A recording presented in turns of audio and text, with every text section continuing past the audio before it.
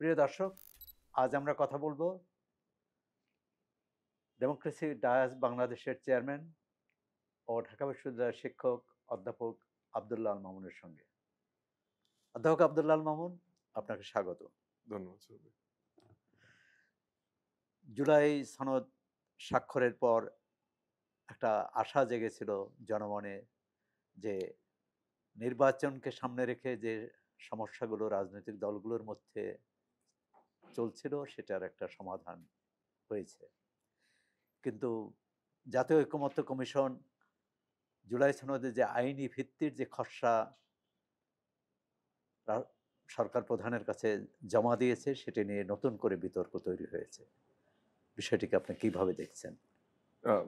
সবাই যেটা হচ্ছে যে আপনি যেটা বললেন যে নির্বাচনটা বোধহয় সবচেয়ে গুরুত্বপূর্ণ জন্য আপনি আপনার ভূমিকাতে বললেন যে জাতি যখন নির্বাচনের জন্য তৈরি হচ্ছে বা নির্বাচন এখন যে প্রয়োজন এ বিষয়ে কারো দ্বিমত নেই এবং সেক্ষেত্রে একটা ঠিক নির্বাচনের সঙ্গে আমি কখনোই ব্যক্তিগতভাবে জুলাই সনদকে এক করতে চাই না, কিন্তু আমাদের যে জুলাই গণ অভ্যুত্থান এবং ফেসিবাদের যে দীর্ঘ দিন এখানে প্রথিত হয়েছিল তার থেকে মুক্তি, সুশাসন, ন্যায় বিচার, আমাদের রাজনৈতিক সংস্কৃতির পরিবর্তন, গণতন্ত্রের পথে আরো সুসংহত যাত্রা সবকিছু মিলে জুলাই সনদটা আমি মনে করি যে খুবই গুরুত্বপূর্ণ ছিল এবং আমি অত্যন্ত খুশি হয়েছিলাম যে আহ, যখন যে অনুষ্ঠানের মাধ্যমে জুলাই সনদ করা হলো, যদিও একটা নক্ষত্রের পতন ওখানে ছিল যে এনসিপি যারা আর্গুয়েবলি এই আন্দোলনের নেতৃত্ব দিয়েছিল বা পোস্টার বয়, যদিও সকলের অংশগ্রহণ নিয়ে আন্দোলনের দীর্ঘ সময়ের পথ পরিক্রমা পরিসমাপ্তি ছিল।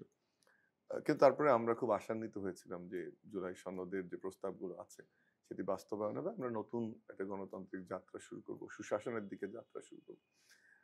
এখানে একটা ডিবেট কতদিন থেকে ছিল, যদিও ঐক্যমত্য কমিশনের তাদের যে কার্যপরিধি তার মধ্যে ইনক্লুড ছিলই না যে কিভাবে এটা বাস্তবায়ন হবে। তারপরে আমরা পরে দেখলাম যে রাজনৈতিক দলগুলোর মতভেদের কারণে এখন যোগ করা হলো যে বাস্তবায়ন পদ্ধতি নিয়ে তারা কথা বলবে।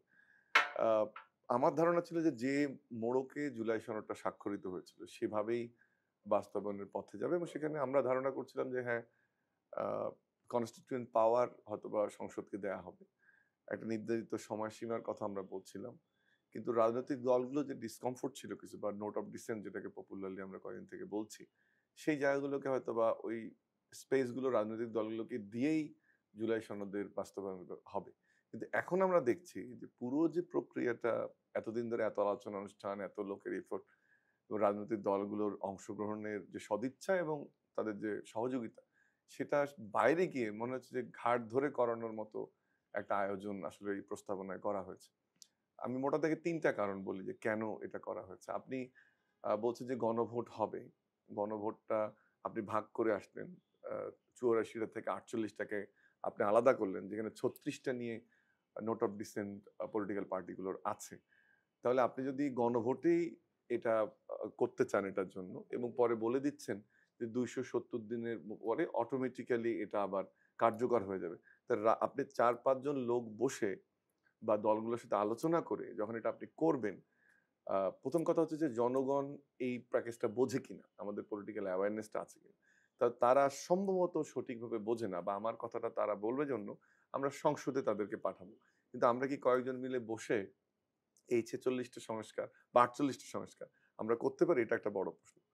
দ্বিতীয় হচ্ছে যে আপনি পলিটিক্যাল পার্টিগুলো প্রত্যেকটার একটা নীতি, আদর্শ, তাদের কর্মসূচি এবং তাদের পার্টির কর্মপদ্ধতি থাকে। সেটা তো আপনি ইগনোর করতে পারেন না বা চাপিয়ে দিতে পারেন না। তৃতীয়ত এটা খুবই আমি মনে করি যে আ এখন দৃশ্যমান যে সরকারও যেমন একটা দলের ত্রুটি চিপে ধরতে চেয়েছে, আবার কোন দলের কাছাকাছি গিয়ে প্রধান যে দল তার বিপক্ষে অবস্থান করছে কিনা, তাকে নির্বাচন থেকে দূরে রাখা বা ক্ষমতার থেকে দূরে রাখার আয়োজনটা হলো কিনা, সেটাও কিন্তু একটা বড় প্রশ্ন আকারে আসবে। তো জুলাইয়ের জাতীয় ঐকমত্য কমিশন যে আইনি ভিত্তির খসড়া সরকারের কাছে জমা দিয়েছে, তার তো বিপরীতমুখী প্রতিক্রিয়া আমরা দেখলাম। বিএনপি ক্ষুব্ধ প্রতিক্রিয়া দেখিয়েছে, আবার অন্যদিকে জামাত ইসলামী এবং এনসিপি স্বাগত জানিয়েছে। আরও কিছু দল আ উম বিরূপ প্রতিক্রিয়া দেখিয়েছে। আ এই বিষয়টি তাহলে সমস্যার সমাধানটা কিভাবে হবে? না, ওইটাই খুব দুঃখজনক যে আমরা জুলাই সনদে জামাত স্বাক্ষর করলো। আমরা আশা করছিলাম যে এনসিপি করবে এবং কয়েকদিন থেকে মনে হচ্ছিল যে তারাও করবে। কিন্তু আপনি যদি দেখেন যে এখন এনসিপির যে সুর, হ্যাঁ নিচ্ছি। এনসিপির যে সুর তার সাথে কিন্তু গভর্নমেন্টের পুরোটা মিলে যাচ্ছে। আবার জামাতের সাথে অনেকটা মিলে যাচ্ছে। কিন্তু এদেশের রাজনৈতিক বাস্তবতা ধরে নিলাম যে এখন মাঠ ফাঁকা, আওয়ামী লীগ নেই। তারপরেও এদেশের রাজনৈতিক বাস্তবতায় ভোটের রাজনীতি বলেন, সাংগঠনিক কাঠামো, অবস্থান, পারসেপশন, ক্ষমতায় যাওয়ার সম্ভাবনা সবকিছু মিলে কি এই দলগুলো বিএনপির কোনোভাবে তুলনার হয়? কোনোভাবে তুলনা হয় না। আরেকটা হচ্ছে যে, যে কথাটা আমি একটু আগে বললাম যে আপনি আলাপ আলোচনা সবই করলেন। কিন্তু মনে হলো যে আপনি একটা প্রি মাইন্ডসেট আপনার ছিল যে আপনি কি করবেন। তো কোনো একটা প্রেসক্রিপশন বা কোনো একটা অ্যাডভাইস অথবা অন্য শব্দে বলা যায় যে আপনি কোনো একটা প্রজেক্ট বাস্তবায়নের জন্য বসেছেন এবং সেই প্রজেক্ট বাস্তবায়নে অনেক নাটক মঞ্চস্থ করলেও সেই বাস্তবায়ন প্রক্রিয়াটা আপনি এখন চাপিয়ে দেওয়ার চেষ্টা করছেন। একটা জিনিস হবে আপনি দীর্ঘদিন থেকে রাজনৈতিক বিশ্লেষক অনেক লেখালেখি করেন। ঘাড় ধরে রাজনীতি বা ঘাড় ধরে সংস্কার বা জোর করে সংস্কার পৃথিবীর ইতিহাসে তো কোথাও নাই এবং এটা সম্ভবও না। সেই আয়োজনটা কিন্তু আপনি এই যে আইনি ভিত্তি দেওয়ার নামে বা বাস্তবায়ন প্রক্রিয়া করার নামে এটা করলেন। এখন আপনি কি জোর করে এই সংস্কারটা করতে পারবেন? কিন্তু যদি প্রস্তাবগুলো দেখেন আপনি মোটা দাগে আমি বলি দেখেন। আপনি বলছেন যে আ অধ্যাদেশের বিষয়ে তো কারো দ্বিমত নাই। ইলেকশনের বিষয়েও সবগুলো রাজনৈতিক দল একসাথে হয়েছে। ১ম কথা হচ্ছে যে আপনি বলছেন যে নোট অফ ডিসেন্ট থাকবে না। তাহলে আপনি এই দলের বিএনপি যে মতামত তাকে পুরো উপেক্ষা করলেন। দ্বিতীয়ত আপনি বলছেন যে কনস্টিটিউয়েন্ট অ্যাসেম্বলি হবে এবং তারা ২৭০ দিনের মধ্যে করতে না পারলে সেটা অটোমেটিক এইটা বাস্তবায়ন হয়ে যাবে। তাহলে সংসদের যে পাওয়ার, জনগণের যে ক্ষমতা সংসদকে দেবে বা জনগণের প্রতিনিধিদের যে আলাপ আলোচনা করার মাধ্যমে সিদ্ধান্ত গ্রহণ, সেটি না করে কিন্তু আপনি একটা মিটিং করে পেপার ওয়ার্ক করে ৪৮ টি সাংবিধানিক সংস্কারকে আপনি বৈধ করার চেষ্টা করছেন। তো সমাধানটা কি? সেটা হচ্ছে যে আমি মনে করি যে, যে জায়গাটাতে আমরা ১ম থেকেই গভর্নমেন্ট এবং আমরা জুলাই সনদ নিয়ে আমাদের এক্সপেকটেশন এর পারদ অনেক উপরে তুলেছি। দেখেন, আপনি যেকোনো সংস্কার প্রক্রিয়া আপনি যদি এটা ২ টো রিজিয়নের উদাহরণ আমি দেই এবং কাছের আরেকটা দেশের। আপনি আফ্রিকার দেশগুলোতে আমরা রাজনৈতিক সংস্কার নিয়ে অনেক কথা শুনি। একটা দেশ এই সংস্কারের কিছুটা করতে পেরেছে সেটা রুয়ান্ডা। তাও আবার একটা অটোক্রেটিক ফরমেট এর উপর। ইন্দোনেশিয়াতে সুহার্তোর পতনের পরে আমরা এক ধরনের সংস্কার প্রক্রিয়ার মধ্য দিয়ে যাওয়ার চেষ্টা করেছি। এবং সেখানে কিন্তু তারা ১ম যে কাজটা করছিল যে ইনস্টিটিউশনাল রিফর্ম কমিশন। অর্থাৎ আপনার যে ইনস্টিটিউশন গুলো আছে সেগুলোকে আপনি প্রস্তুত করবেন এবং তারপরে আপনি সংস্কারের দিকে আসবেন। আরেকটা উন্নত দেশের উদাহরণ দিই। আমরা ধরেন কথার কথা যে আমরা ইউকে তে যদি দেখি লেবার পার্টি অথবা কনজারভেটিভ পার্টি অথবা আমেরিকাতে দেখি প্রত্যেকটা পার্টির আপনি ইতিহাস যদি পড়েন ২০০ বছরের এটা কিন্তু একদিনে এই জায়গায় আসেনি। আস্তে আস্তে এসছে। এখন যে সংস্কারটা আমরা করতে চাচ্ছি সেটা হচ্ছে রাজনৈতিক দলগুলো তো তার এজেন্ডার সঙ্গে, তার পরিকল্পনার সঙ্গে, তার পদ্ধতির সঙ্গে এক হতে হবে। তারা তো একটা বড় স্টেক হোল্ডার। তো তারা যদি প্রস্তুত না থাকে কার দ্বারা আপনি করাবেন? তাহলে এখন কি ধরে নিলেন ফেব্রুয়ারির নির্বাচনে কি আমি অনিশ্চিত আমি হয়ে একটু পড়বে? একটু একটু একটা জিনিস বলে নেই সবে। তাহলে আপনি ধরে নিলাম আমরা যে আপনি সমস্ত আয়োজন এই কারণে শুরুতে বললাম। সমস্ত আয়োজন মনে হচ্ছে যে বিএনপিকে কোণঠাসা করা, ক্ষমতার থেকে দূরে রাখা। অথচ সবচেয়ে আনডাউটেডলি বলাটা বোধহয় মুশকিল। কিন্তু আর্গুয়েবলি বলা যায় যে বিএনপি ক্ষমতায় আসবে। এবং সেই দলটাকে আপনি এই প্রক্রিয়াগুলো তাদের যে এক্সপেকটেশন তারা যেটা করতে চায় তার বাইরে গিয়ে রাখার চেষ্টা করছেন। তখন কিন্তু আপনার সদিচ্ছা নিয়ে প্রশ্ন উঠবে। এখন আসি আপনি অন্য যে ২ টি দল ধরেন এনসিপি এবং জামাত ইসলামের কথা। জামাত ইসলাম তাদের রাজনৈতিক ইতিহাসের সবচেয়ে সুবিধাজনক অবস্থা এখন আছে। একটা হচ্ছে তাদের রাজনৈতিক মেইন যে প্রতিপক্ষ তারা মাঠে নেই। আর ২ হচ্ছে তারা প্রশাসনে তাদের যে অবস্থান শুধু প্রশাসন না, বিভিন্ন পর্যায়ে সরকারের বিভিন্ন সংস্থায় যে অবস্থান নিশ্চিত করতে পেরেছে এবং তাদের যে যেভাবে তারা কাজ করছে তারা মনে করে ইলেকশন যত ডিলে হবে তাহলে তাদের জন্য একটা সুবিধাজনক অবস্থা। এনসিপি একটা ছায়া সরকার বা ছায়া পার্টি হিসেবে সরকারের সাথে দুটোই বলা যায়। তারাও একটা সুবিধাজনক আচ্ছা, অবস্থায় এই আছে। অবস্থায় নির্বাচন এটা নিয়ে কোনো ওটা শঙ্কা দেখছেন না কিনা? আমি ওটাতে যাচ্ছি। ফেব্রুয়ারির তার মানে নির্বাচন তারা নিয়ে? কিন্তু চাইবে না যে তাড়াতাড়ি নির্বাচন হোক। তো সে পদ্ধতিটা যেমন আগের থেকে জারি ছিল, এখন আমার মনে হচ্ছে যে সরকারও আরেকটা পার্টি হিসেবে এখানে যুক্ত হলো যেটা কিন্তু কোনোভাবে আমাদের কাম্য না। আপনি এবং সেটার কারণে কিন্তু যদি কোনো কারণে নির্বাচন নিয়ে কোনো সমস্যা তৈরি হয়, এই সরকার এবং পার্টিকুলারলি ইউনূস সাহেব কিন্তু সবচেয়ে বেশি দায়ী থাকবেন এবং তার বোধহয় একটা মোটামুটি আয়োজন এই যে প্রক্রিয়া জুলাই সনদ বাস্তবায়নের কথা বলা হচ্ছে সেটা হয়েছে। আ এবং আমার মনে হয় যে এখান থেকে সমস্যাটার একটা শুরুর মাধ্যম হলো কিন্তু আমরা কোনোভাবেই চাই না যে এটা নির্বাচনকে ব্যাহত করুক। যেটা আমি শুরুতে বলেছিলাম যে জুলাই সনদ কখনোই এই নির্বাচনের প্রেডিকামেন্ট বা এটার একটা অবশ্য পালনীয় হতে পারে না। যখন সারা দেশের ইকোনমি ভুগছে, সোসাইটি ভুগছে, ইন্ডিভিজুয়ালি আমরা ভুগছি। তো নির্বাচন হতে হবে। এটা যেন তার সমাধানটা কি? সেটাতে যাচ্ছি সৌরভ ভাই। আমার মনে হয় যে এখানে সরকারকে যে জায়গাটায় যাওয়া উচিত যে নোট অফ ডিসেন্ট সহ এটার ইলেকশনের দিকে যাওয়ার জন্য দলগুলোর সাথে আলোচনা করা এবং সেদিকে যাওয়া। ঐকমত্য কমিশন কিন্তু এই প্রস্তাব দেওয়ার পর একটা কথা বলেছে, আমরা সরকারকে এটা প্রস্তাব করলাম, সিদ্ধান্ত সরকারের। গণভোটের সময় নিয়েও একটি না, বিতর্ক আমি আছে। তিনি শেষ করিনি। তো এখন সরকারের উচিত হবে যে আপনি একটা পার্টিকে বেঁধে ফেলবেন কিনা, সংসদের পাওয়ারকে আন্ডারমাইন করবে কিনা, সর্বোপরি মানুষ ভোট দিয়ে যাদেরকে ক্ষমতায় বসাবে, তার যে ক্ষমতা তাকে আপনি লাগাম টেনে ধরার চেষ্টা করবেন কিনা, সেটি সরকারকে সিদ্ধান্ত নিতে হবে। অন্যান্য যে রাজনৈতিক দলগুলো আছে তাদেরও বুঝতে হবে যে এই রাজনৈতিক বাস্তবতায় যদি কোন রকম রাজনৈতিক অস্থিরতা দেখা দেয়, অন্য যে দুটি দল তাদেরকে কিন্তু এর দায়ভার নিতে হবে। কারণ আপনি আমার ধারণা নির্বাচন যে এখন হওয়া দরকার বা নির্বাচন যে খুব প্রয়োজনীয়, এটা সারা দেশের কোনো মানুষের মধ্যে কিন্তু দ্বিমত নেই। আ আরেকটা যে প্রশ্নটা ভুলে গেছি আপনার, আমি সরি। এই পরিস্থিতিতে মানে রাজনৈতিক দলগুলোর এই কি বলে পরস্পর বিরোধী অবস্থানে ফেব্রুয়ারিতে নির্বাচন নিয়ে কোনো শঙ্কা দেখছেন কিনা? আ আমি এই গত পরশুদিনের ঘটনার পরে একটা আশঙ্কা তৈরি হয়েছে। এটা আমি বলতে চাই এবং সেই আশঙ্কাটা কিন্তু সরকারই তৈরি করল। যেটা একদিকে বারবার তারা বলছিল ফেব্রুয়ারিতে ইলেকশন হবে। এখন এই মাত্র তফসিল ঘোষণার থেকে আর্গুয়েবলি ১.৫ মাস বোধহয় আমরা একটু বা ১.৫ মাস বা ১ সোয়া মাস। মাস বা এখন ১ মাসও বলা যায়। এইখানে এসে আপনি কোন দল গণভোটের কথা বলছে, আপনি সংস্কার বাস্তবায়ন প্রক্রিয়াটা যেভাবে সাজালেন, এটা আমি বিশ্বাস করতে চাই না যে ঐকমত্য কমিশন তাদের মতো করেই এটা প্রস্তাব দিয়েছে। আমি এটাতে দেখতে চাই সরকার জড়িত ছিল। এখন এই যে নির্বাচনের আজকে আমি সবসময় ঐকমত্য নির্বাচনের কমিশনের পক্ষে প্রধান কিন্তু সরকার প্রধান অ্যা একই জন। একই জন এবং সেটা সেটা আরো ক্রিটিক্যাল একটা অবস্থা হয়ে গেল। দেখেন আমরা অনেক চটশোতে কথা বলেছি এটা নিয়ে। বারবারই বলতাম যে আন্তর্জাতিক মঞ্চে উনি নিশ্চিত করেছেন।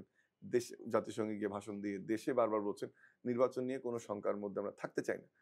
যেটা আপনি বললেন যে উনি সংস্কার কমিশনের প্রধান এবং সংস্কার কমিশন থেকে বাস্তবায়নের যে প্রক্রিয়াটা দেওয়া হলো সেটা কিন্তু একটা মারাত্মক ঘটনা। আরেকটা জিনিস গতকালকে উনি নির্বাচন আচ্ছা, কমিশনের সঙ্গে ওইটা বসেছিলেন। আসছি, না ওইটার কিন্তু পরে উনি আসছি একটা আশঙ্কা করেছেন। আশঙ্কাটা যে বড় ধরনের আক্রমণ হতে আমি পারে। সেটাকে রিলেট করে হ্যাঁ, ফেলি। যে আচ্ছা। আপনি একদিকে একটা জুলাই সনদের বাস্তবায়ন প্রক্রিয়া নিয়ে এক ধরনের আশঙ্কা তৈরি হলো। আপনি সরকার প্রধান, বড় ধরনের সমস্যা তৈরি হতে পারে বলছেন। তো এই আশঙ্কার কথাটা কি এমন হয়ে গেল না যে আপনি দুটোকে একসাথে করে নিজেই নির্বাচনকে আশঙ্কার দিকে নিয়ে গেলেন? আপনি কমিশনের প্রধান, আপনি সরকার প্রধানও এবং আপনি বলছেন বড় আশঙ্কা আছে। আবার আপনি যে ফোর্সটা আপনার সঙ্গে থাকতে পারত, এই বড় আশঙ্কাটা দূর করতে পারত, সেটা বিএনপি বা রাজনৈতিক দলগুলো, অন্যান্য রাজনৈতিক দলগুলো। তো আপনি সেই আশঙ্কাটা, আপনি তো কোনো পলিটিক্যাল পার্টি করেন না, আপনার কোনো দল নেই, আপনি সবার। তো সেই আশঙ্কাটা আপনি দূর করবেন কিভাবে? এই পার্টিগুলোর সহায়তা নিয়ে। কিন্তু যখন আপনি এমন একটা প্রস্তাব দিলেন যে আপনি বাস্তবায়ন এমনভাবে করতে চাচ্ছেন হাত পা বেঁধে কোনো দলকে, সেটা যেমন সমর্থনযোগ্য নয় বা আপনি যে কথাটা বললেন তাতে তো মনে হচ্ছে আপনি নিজেই নির্বাচনকে আশঙ্কায় ফেলে দিচ্ছেন। কিন্তু গণভোট নিয়ে, গণভোটের সময় নিয়ে আ জাতীয় ঐকমত্য কমিশন কিন্তু কোনো সিদ্ধান্ত দেয়নি। তারা সরকারের কাছে ২ টো প্রস্তাবই দিয়েছে। জাতীয় সংসদ নির্বাচনের দিনে অথবা আগে। এ ব্যাপারে আপনার আ মন্তব্য কি? তবে আমাদের দেশের যেকোনো রাজনীতি, আমাদের দেশের ইলেকশনের ইতিহাসে একটা ইলেকশন অর্গানাইজ করার যে ক্যাপাসিটি বা ক্যাপাবিলিটি, সেটা যেমন একটা ঘটনা, অর্থ ব্যয় একটা ঘটনা। আর মাত্র ৩ মাস আগে আপনি একটা জাতীয় সবচেয়ে গুরুত্বপূর্ণ একটা জাতীয় নির্বাচন ২০ বছরের মধ্যে। তার আগে আপনি একটা গণভোট করবেন। ১ মাসের নোটিশে এটা কি তফসিল ঘোষণা হয়ে যাবে? আমি মনে করি না এটা কোনো বাস্তব ভিত্তিক চাওয়া যে আপনি জাতীয় নির্বাচনের আগেই গণভোট করতে হবে। দ্বিতীয়ত গণভোটটি অনুষ্ঠিত হলেই হলো এই সনদের জন্য। কিন্তু আপনি যখন গণভোটটি আগে করতে চাচ্ছেন এবং যখন সবচেয়ে বড় দল যারা সবচেয়ে বেশি ছাড় দিচ্ছে বিএনপি, তারা যখন রাজি হলো যে গণভোটটা একই দিনে হতে পারে, তখন কিন্তু এর মধ্যে একটা দুরভিসন্ধি আপনি খুঁজতেই পারেন। যে গণভোটটি কেন আগে অনুষ্ঠিত হচ্ছে এবং বাস্তবতার নিরিখে আমি মনে করি গণভোট দিকে সরকার যাবে না এবং গণভোট এই নির্বাচনের আগে আয়োজনের কোনো সুযোগও নেই। আপনি বলছেন যে সরকারের কার্যক্রম বা সরকারের সর্বশেষ যে পদক্ষেপ বা এই জাতীয় ঐকমত্য কমিশনের সুপারিশ, তাতে তারা বিএনপিকে বেকায়দায় ফেলার জন্যে অন্য দলগুলোকে সুবিধাজনক অবস্থানে নিয়ে গেছে বা তারা ইতিবাচক প্রতিক্রিয়া দেখিয়েছেন। কিন্তু অন্য দলগুলো বলছে যে সরকারের সমস্ত কার্যক্রম হচ্ছে বিএনপির দিকে তাকিয়ে। আ অর্থাৎ বিএনপিকেই তারা অনেক বেশি বিএনপির প্রতি পক্ষপাত দেখিয়েছে। নির্বাচনের তারিখ ঘোষণা থেকে শুরু করে সব ব্যাপারে। আপনি যদি চুলচেরা ব্যাখ্যা করেন সোহরাব ভাই, আমি যে কেউ এই ব্যাখ্যাটা করতে পারে, মনে হতে পারে একটা পার্টিজান ভিউ আমার। বাট আমি যদি দেখি পুরো প্রক্রিয়ায় বিএনপি সবচেয়ে বেশি ছাড় দিয়েছে। আর দ্বিতীয় হচ্ছে যে এখন মনে হচ্ছে পার্টি ৩ টা হয়ে গেল। বিএনপির বিপক্ষে সরকার, এনসিপি এবং জামাত। এবং এই বায়াসনেসটা যে একটু ছিল অন্য দলগুলোর প্রতি, বরং বিএনপির প্রতি না, বরং আমি বলব বিএনপিকে গুড হিউমারে রেখে বিএনপির যে পজিটিভ ইন্টেনশন, বিএনপি অস্থিতিশীলতা সৃষ্টি করতে চায় নাই, কোনো মিছিল মিটিং কিচ্ছু করেনি। একটি দল আলোচনার টেবিল থেকে বেরিয়ে গিয়ে আলোচনা করছে, আবার কর্মসূচি ঘোষণা করছে, এরকম কোনো রকম দ্বিচারিতার দিকেও বিএনপি যায়নি। তো সেই অবস্থাটা আপনি কনফিডেন্স এ রেখেই আপনার এই প্রক্রিয়াটা করা উচিত ছিল। কিন্তু গত পরশুদিন যে বাস্তবায়ন প্রক্রিয়ার ইন্তেজাম হয়েছে এবং যে কমিশনের প্রধান আবার স্বয়ং সরকার প্রধান, তাতে আমার মনে হয় যে এটা অন্যায় হবে যে বিএনপির ঘাড়ে দোষ চাপিয়ে দেওয়া বা বিএনপির সাথে সরকারের সূত্র খোঁজা।